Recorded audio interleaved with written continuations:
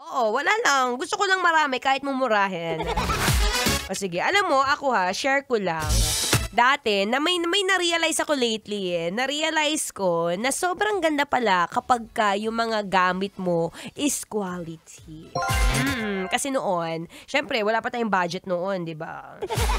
Noon, bumibili ako ng mga damit again, I have nothing against naman sa mga damit ng Divisoria o damit ng mga Taytay o Tiangge. Alam mo, paborito ko nga dyan yung pajama nila, yung iba-iba yung design. May Mickey Mouse, SpongeBob, si Captain America, favorite ko yon. Basta ang dami nilang designs pagdating sa pajama. Lalo na yung terno, ay quality yon.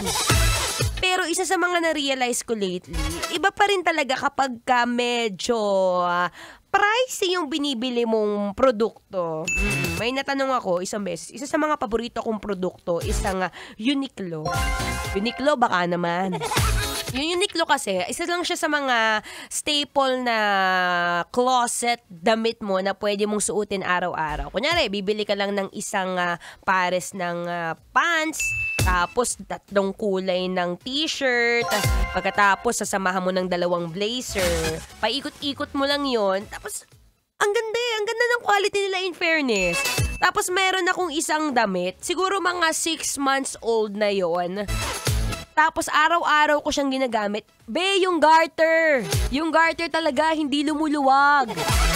Kahit yung bewang ko nung mga 2 years ago is mga around 31. Ang laki. Pero ngayon na 26.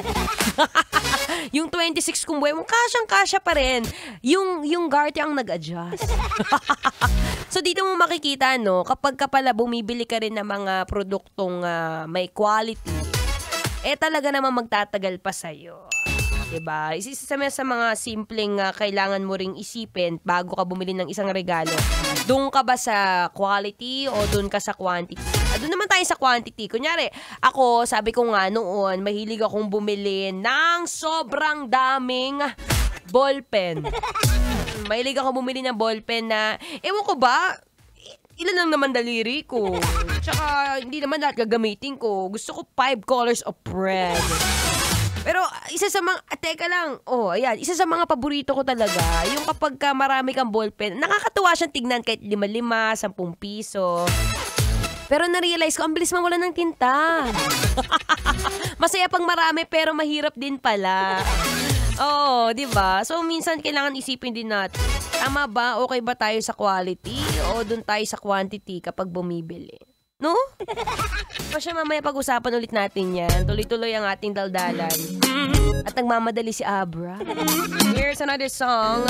Gayuma, dito pa rin sa 90.7 Love Radio Manila. Kailangan pa bang i-memorize yan? Na kundi dahil sa Metro's #1